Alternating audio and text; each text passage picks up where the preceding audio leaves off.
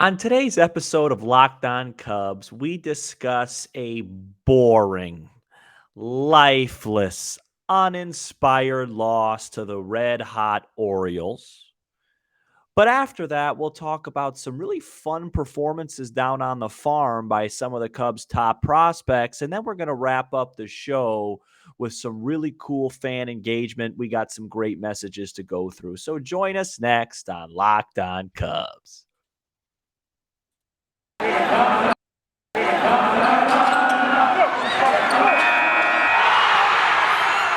are Locked On Cubs, your daily Chicago Cubs podcast, part of the Locked On Podcast Network, your team every day.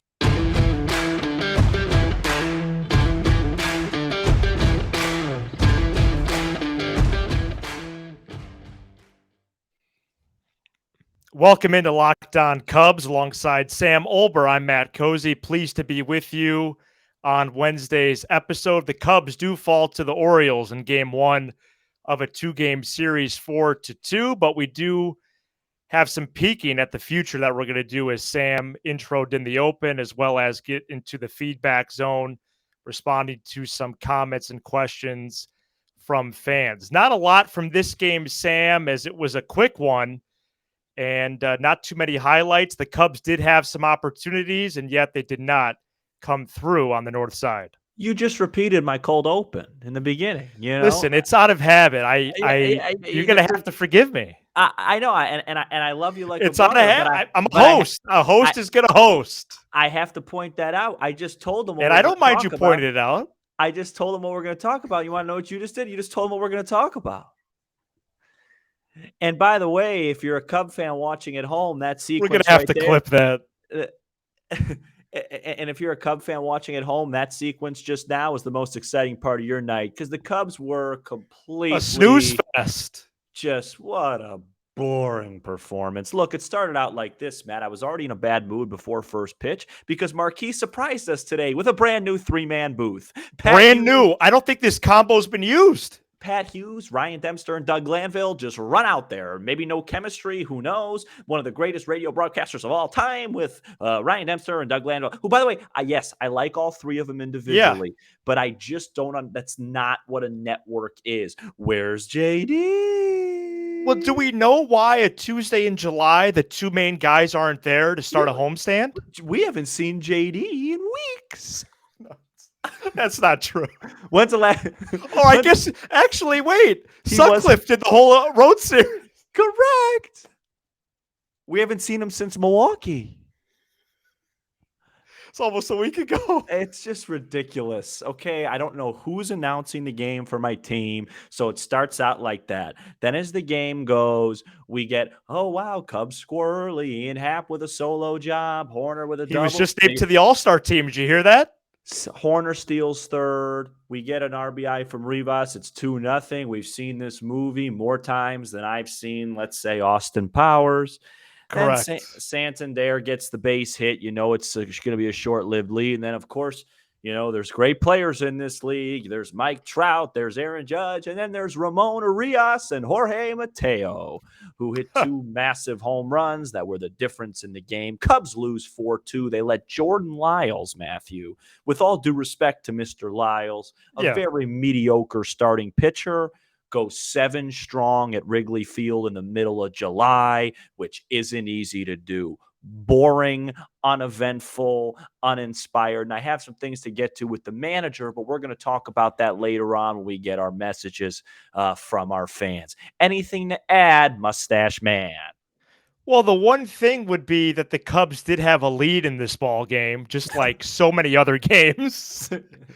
And then, you know, the one time where I really felt like, okay, they're going to break through, they're going to either tie or take the lead after they were trailing. I never thought that.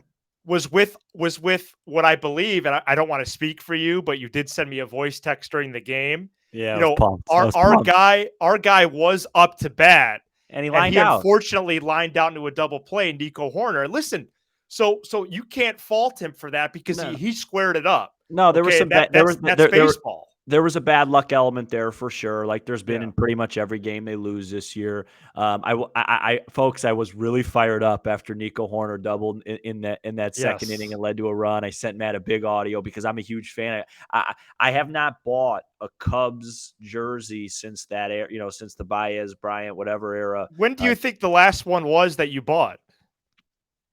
I'm not a big jersey guy, but I haven't Right. bought Cubs gear in a while. I'm going to buy a Okay. Nico Horner jersey. I really am. We'll talk about him at depth on a different time of the show. Tonight's not the night. He ended up going 1-for-4 as an unlucky 1-for-4, but he is a fun player to watch. I mean, you want to talk about someone that plays the game the right way. And I was like, you're right. First and third one out there. Huge. Cubs are down a run. You feel like at worst you're going to tie the game after a nice at bat by Wisdom, by the way, to draw a walk, and he squares one up right to the third baseman. Double play. That Mr. Urias again, playing like Mike Schmidt. And that was it. It's just a real snooze fest of a ball game. Sam, I have to ask you about Bodie's catch. You saw that, huh, Matthew? What the heck? And then we have to see it and hear about it the next 2 hours. Well, first of all, I did a little Sam Olber right there. Yeah, not as good. I feel like, first of all, Wisdom's starting to have real trouble defensively. It's concerning me going into next year. I did see that you pointed that out during the ball game. Air number 11 today. It feels like the 5 of them have been this month. And yeah, Bodie kind of. There was one really bad on Sunday that Rivas would have picked, but we're not going to go there. Yeah, Bodie's playing with a bum shoulder. You could see it when he went for that catch. He was terrified of a collision, just terrified. I don't know if he feels like he has to play because he might lose his spot or whatever. I think he had a hit today. Yeah, maybe. It's just this was just a 3-layer pitching defense. Samson was fine. No, nothing against him, but pitching, defense, offense, managing a 4-layer performance that just screams out mediocrity. And Baltimore's hot. And when you're hot, you get breaks like the Nico Horner line out. You get contributions from like Jorge Mateo, who singled homer and stole another bag today. Cubs kept Mountcastle and those guys in check, the big ones, but right. We'll see. That Baltimore just had some guys come in the 8th and 9th that were throwing 99. Nice, no, there was a lot of exciting points for the Orioles. And I can imagine so if you're winners of 9 straight, about to be double digits potentially at Wrigley tomorrow against Justin Steele, who was activated earlier on Tuesday to pitch in Wednesday's ball game. Sampson again went 5+, allowed 3 runs or less. Does he strike out a lot of guys? No. Does he walk a lot of guys? No. We know that he's probably not a piece moving forward. Could he be a what was the term that you invented again for a tweener, right? I don't think I invented it, but yeah, tweener. Well, I'm trying to give you some credit. Thomas Edison, it's just a word.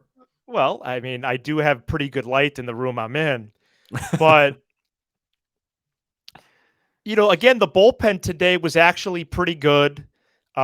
Givens has been excellent lately. Givens has, Michael Givens has not allowed a run since his blow-ups outing against Baltimore. I want to say that was like June 12th or 13th. Excuse me, his blow-up outing against San Diego. I want to say that was June 12th or 13th. I don't think he's given up a run since. He's hot at the right time. Got to make some trades soon with those guys. Sell high. Go ahead. Sorry. Yeah, I know there's a delay on the trade market right now because of the draft is this weekend, but multitask. If there's opportunities to trade somebody now and not wait until August the 2nd, I think Givens or Martin would be a great example of guys who would do that, especially if they're red hot. Yeah, it'd be great to talk about instead of talking about a performance like this. Yeah, right. And it was are we going to see Swarmer sent down tomorrow? I mean, what's going on with that? Let's close this, Matt. I wanted to. If anybody was playing bingo at home, they just got the Swarmer box. But Matt Swarmer seems like a nice guy. Glad he got his shot. He had some good moments. Enough already. Before we get to a great night on the farm for the Cubs, we wanted to let you know that today's episode is brought to you by Blue Nile. Make your engagement moment sparkle with jewelry from BlueNile.com. And Locked On Cubs listeners get $50 off purchases of $500 or more. Use the code Locked On. Plus, every order is insured, ships free, and arrives in discreet packaging that won't give away what's inside. Shop stress-free and find your forever piece of wedding bling.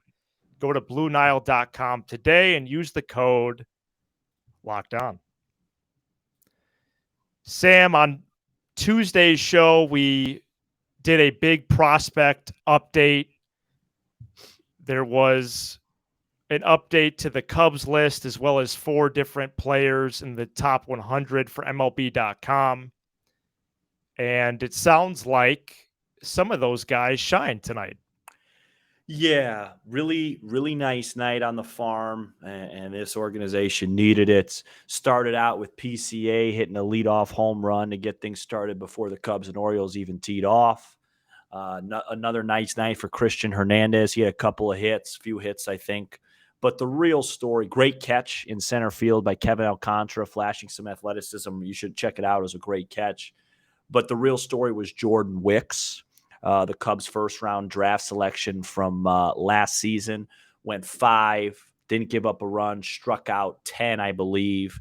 His ERA, I talked about this a little bit on the show yesterday. His ERA was deceiving. I think coming into this start is 3.94, but his FIP, his fielding independent pitching, was much lower than that, meaning he's had some real bad BABIP luck. And this is a guy that was kind of advertised as more of a finesse guy, but he's striking out guys at a really high rate, and that included today. And he's really been good his last few starts, and I think I could be wrong. I think you're going to see a promotion here. Maybe one more good start, but maybe even after tonight, you could see that promotion for him. And as we've talked about ad nauseum on this show, pitching and pitching development is the number one thing I'm looking at right now. And I like what I'm seeing from that young man. Especially because he was the most recent first-round pick. And if he did have some roadblocks initially, okay, well, it's time to sit down, make an adjustment, try to use your in-between time, in between starts to see what maybe you're not seeing originally or what coaches or other players are seeing, the reports. And if you're able to make that kind of adjustment and pitch at a high level, I think that's a great sign. Yeah, and I think Kevin Made, am I pronouncing that right? Did you get me a pronunciation on him, that shortstop for South Bend? Yes, I believe that's – I don't want to be quoted on it. I know we're doing a lot of shows, but I believe that's right. The cool part about doing this show is if we say it wrong, somebody's going to tell us in the comments. We appreciate all comments, positive and negative, by the way. The listeners are what drives this program. Go ahead. He had a homer tonight. I mean, South Bend had a huge night. They had like we got to go to a South Bend game this summer. Yeah, no, you've been saying that, and I look up my schedule right now, and I just don't find it likely. But if you go, did you leave the house today? Only for work purposes and food purposes, right? So but if I go ahead. Do I look pale, by the way? Because I feel pale. Maybe a tad. Nothing unusual. Yeah, no, I feel like I might be coming down with something. Maybe it was that 4.63 that Ortega grounded into with a runner on first and nobody out. That's our leadoff hitter, by the way, folks. Rafael Ortega. I don't even remember what I was saying. South Bend, whatever. But it's nice. South Bend road trip. PCA is probably not going to be there for long. Man, can this guy hit? And that swing, you do yourself a favor. You're the host of the show. Watch some tape on that. Watch that. It was an 0-2 pitch today. He led off the game, 0-2 pitch. Kid made a mistake with a fastball. He hit about 420 feet. No doubter. That classic lefty swing, bat flip, bada boom, bada bing. In my opinion, will be the number one prospect in this organization when season's end. At season's end. Wow. Well, that's saying something. And starting to become a little delirious. As these guys graduate through the levels, if they've proved that they could play there, it's time to go. They shouldn't be there anymore. Let's go to the next level, see what they could do there, and take it level by level. I think that would be a great piece of news especially with some of these long summer nights. Hey, if tonight's ball game is going to be the way it is, then we might have to go to some 2015 days and start logging in more time with these minor leaguers because, we could have gone to bed early. No, tonight. If this is how the major league performance is going to be, why should I invest my time? Because you got to host the show. Well, excluding that part, but yes, literally, yes. You're right. Let's get to the good stuff. Okay, and the good stuff is going to be in the fan feedback zone, Sam, on today's program after a little prospects update right there. If you had to bet, Sam, on which prospect is going to graduate to the big leagues first, who would you say? I would probably just take the safe bet that it would be Brennan Davis, just due to age. And if it's not Brennan Davis, it'd probably be a big problem. Okay, well, speaking of betting, how about BetOnline? BetOnline.net is your number one source for all your betting needs and sports info. Find all of the latest sports developments, league reviews, and news, including all things baseball. Head to betonline.net or download the app to learn more about the trends and action. BetOnline, where the game starts, and where we start this third and final segment is with some fan feedback, Sam. And we got a good amount of texts this past week. We're going to start with Zach in St. Louis, who we've already heard from once in this iteration of Locked On Cubs, and we appreciate his feedback as well as some of the comments on YouTube and Apple Podcasts and Spotify as well. But Zach today asks, does Ross stick around through the rebuild, or is there a new manager prior to the 2023 season? I know you had some things to add about him even from tonight's game, Sam. Yeah, I'll save my macro thoughts on Ross for probably a full episode because I think it's gonna be needed. To answer the question in short, to Zach, he'll be here next year. Sign a contract extension. He'll be here next year for sure. It's after next year that if he doesn't do a nice job, it could get a little bit questionable. But David Ross is not the problem with this Cubs team, but in my opinion, he's a problem in certain ways. I think he does a nice job keeping the guys engaged, but some of the moves are just perplexing.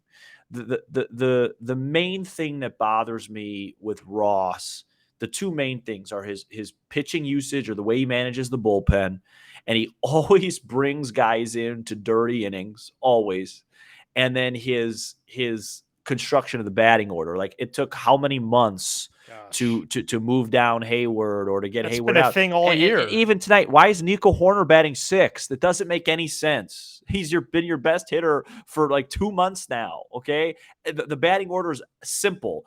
In my opinion, Contreras should be leading off because he's at his best with nobody on base. Then hitting second, maybe he's Happ, then Suzuki, then Horner. Your four best guys are hitting in the top four. Okay, it's so obvious. But like tonight, Matt, just a real quick thing. Like these little things about Ross, I just don't understand. Jared Hughes gets no, not Jared Hughes. Brandon Hughes, excuse me. Jared Hughes was an old reliever on the Pirates and the Reds. Brandon Hughes comes in to face Odor, 2-on-1 out, gets a double play, great.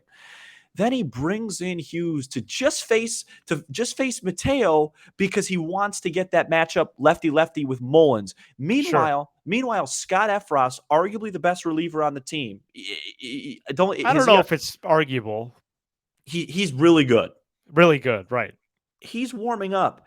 Just let him have the inning. Let him face Mateo. He'll be okay against Mullins. No, Hughes gets Mateo just to survive so he can get Mullins to the lefty-lefty. Mateo homers. And guess what? The matchup you built your whole inning around to get Hughes versus Mullins, he hits him.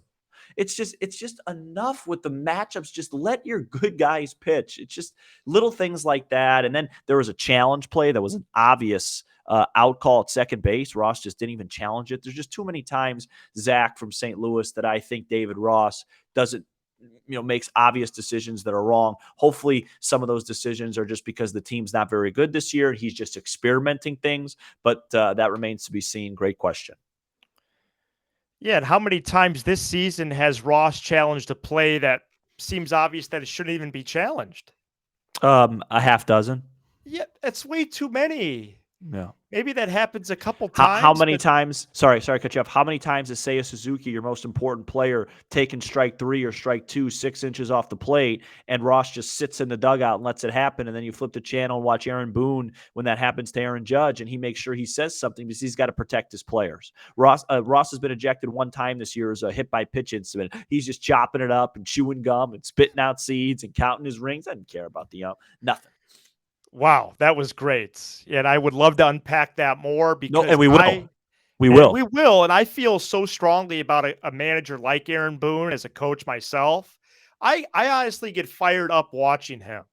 Yeah. And I get discouraged and apathetic watching Ross because I think to an extent a manager could have an impact, as Sam is pointing out, via Zach in St. Louis. So thanks, Zach. Willie Harris, third base coach, laughing it up, catching foul balls, throw them in the stands, handshakes with 32 and 55. Funny, right?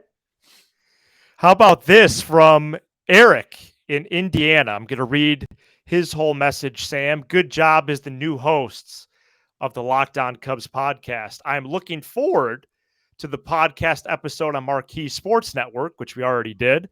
Right now, I do not want to pay for an expensive TV package such as cable, DirecTV Stream, or Fubo TV just to watch Marquee when the Cubs are rebuilding. I do have access to the Cubs radio on 670 The Score, on the Odyssey app, and MLB Audio. If Marquee is available individual to subscribe to in the future, it will not be cheap, maybe around $20 or more a month. The Cubs should have renewed with NBC Sports Chicago.